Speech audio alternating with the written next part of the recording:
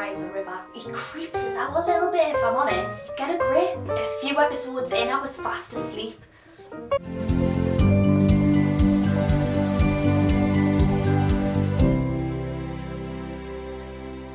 Hi everyone, welcome back. If you're new here, hi, my name's Amy. I usually do TV and film reviews, but today I'm switching it up. I saw that Greg James, the Radio 1 presenter, does Unpopular Opinions, and I've kind of seen this trending. So today I'm sharing with you my unpopular opinions on TV and film.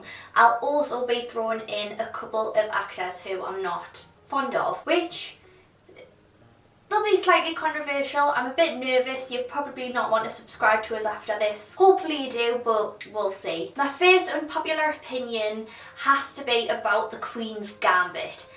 Now, please don't come for us. I know everybody loved it, and from a creative point of view, I can totally understand why everybody really enjoyed it. The cinematography was beautiful. The woman who played the main character is stunning. She was wonderful playing the main character. But for me, the story was just a bit too slow.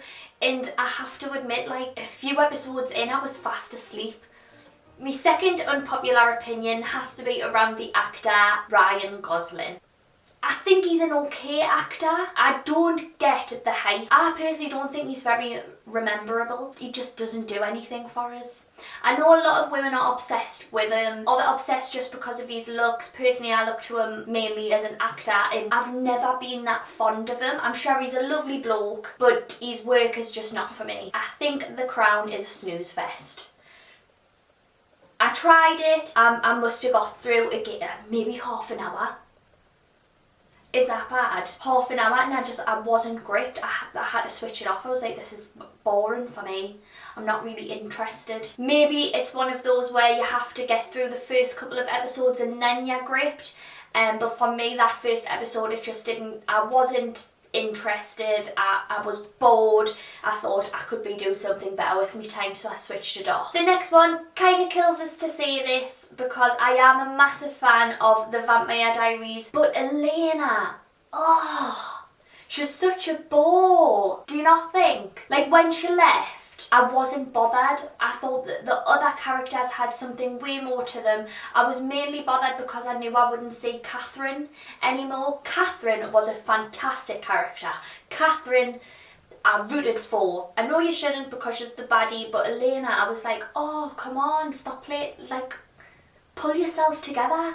Get a grip. I'm going to bring it back to like British television, and I'm going to say for someone who really enjoys dancing in the theatre and performing arts, I'm not a fan of Strictly Come Dancing. I think it stems down to kind of some of the celebrities that they do pick. Some people have dancing backgrounds. I like watching the people that have literally worked their way from nothing all the way to the top, but sometimes you can just tell who's going to win because they already have the dancing capabilities. So I'm not a huge fan of Strictly Come Dancing. I'm going to bring it back to an actor again, and am I just picking? No, I'm not just picking on the men because I brought up Elena from Vampire Diaries, but I'm not a massive fan of Leonardo DiCaprio.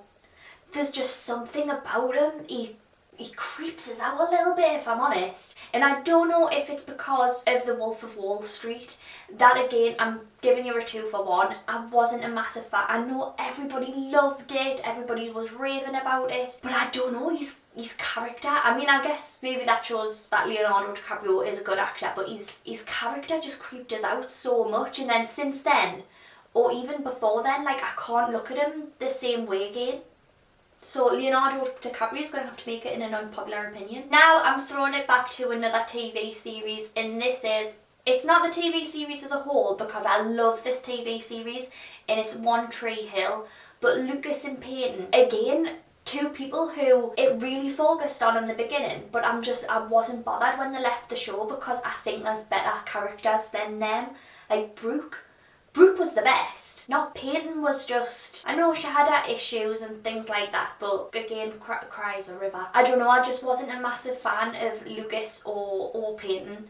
And in the end, I actually really, who was his dad called again? I really liked his dad. I felt more emotional when his dad left the show. I won't say why for people who haven't seen the series, but I was more upset when he left, not when Lucas left, because I just wasn't interested in him, really. I wanted to see more what the other characters had to offer. I didn't realise when I wrote this unpopular opinion down that it might be because of the actor that's in it, but Once Upon a Time in Hollywood, everyone was raving about this. I can sit through a long film, but when you're not really interested in the film, it lasts 2 hours and 40 minutes. And I thought, oh, it's got Margot Robbie in, I'll probably really enjoy it. But Margot Robbie's not really in it that much, I would say, throughout the 2 hours and 40 minutes. And I thought it was going to be surrounded by her a bit more, but it wasn't. I know it's supposed to be more of a comedy type, but honestly, I just didn't like it. I didn't like it, and I ended up being sat in the cinema for like over 3 hours. Because I'm a weirdo and I like to go and watch all of the trailers before the start. I can't stand Ben. And when the cast is Batman, a bit of us was, I was so disappointed, like unbelievably disappointed. I remember my friend saying that the first like Marvel or DC film that she ever had seen was Batman versus Superman, and I was like, hun, that's just setting you up for failure. You're never going to like it because that is a horrendous film, so you're never going to want to enjoy superhero movies if that is the first one that you've chose to go and see. Because I didn't enjoy Justice League because of who chose to place him as Batman. Maybe that's where my dislike comes to him, because I thought, you're ruining Batman for us, please get away. Even Gone Girl was a fantastic movie, but because it had him in it, I was like, oh. I'm again probably a lovely bloke, but I don't know, there's just something, I'm not a massive fan. This one is very light-hearted. And this is something I like, what I don't think other people like. But it's that The Vampire Academy is a good film. You know what, I've just called Once Upon a Time in Hollywood, which everybody loved, but The Vampire Academy everyone hated. But I don't know what it is. I think it's just like a guilty pleasure.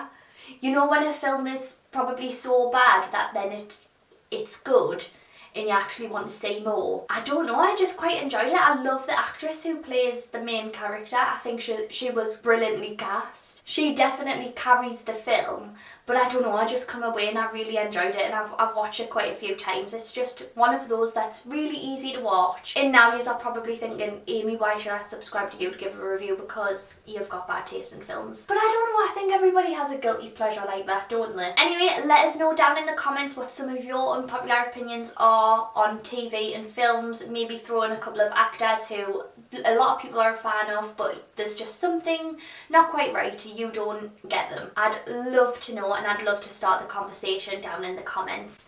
Thank you so much for watching today's video. I hope you enjoyed it, and I hope to see you again soon. Bye!